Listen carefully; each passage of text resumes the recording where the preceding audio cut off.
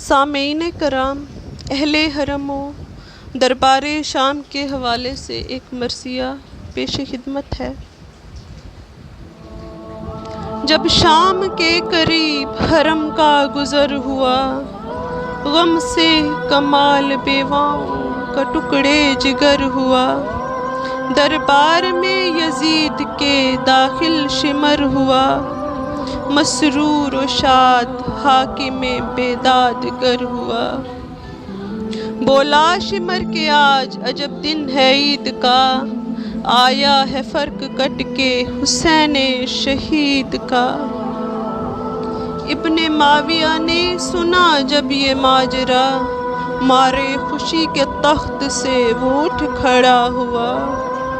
اپنے گلے سے جلد ابن سعد کو لگا لیا، بولا کہ ملک رے تجھے میں نے عطا کیا۔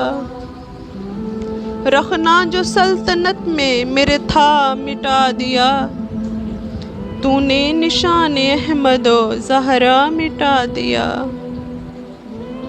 یہ کہہ چکا جو حاکم مردود و بدگہر، پھر بولا حال جنگ کا مجھ سے بیان کر۔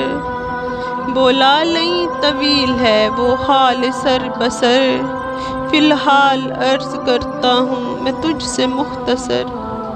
سجاد کے سوا کوئی باقی رہا نہیں، میں نے حسین امام کو پانی دیا نہیں۔ زہرا کی بہویں بیٹیاں سب ہیں برہنہ سر، بٹھلا کے ان کو لایا ہوں میں ننگے اونٹوں پر۔ ہے آگے نیزے پر سر سلطان بحر و بر، ہفدہ سر اور پیچھے ہے نیزوں پر جلوہ گر۔ ہے کون سخت بات جو اس کو کہی نہیں، زینب کے منہ چھپانے کو چادر رہی نہیں۔ بولا لئیں کہ صبح سے ہے مجھ کو انتظار، ہے سب کا ہو چکا در ساعت تک گزار۔ کیوں جلد قیدیوں کو نہیں لاتے ہیں سوار، اونٹوں پہ ہیں سوار اسیران دل فگار۔ لاجلد انتظار کی طاقت رہی نہیں، پیدل تو ساتھ اہل حرم کے کوئی نہیں۔ جس دم ابن سعد سے حاکم بے دین نے یہ کہا، اس سنگ دل نے کھینچ کے ایک آہ رو دیا۔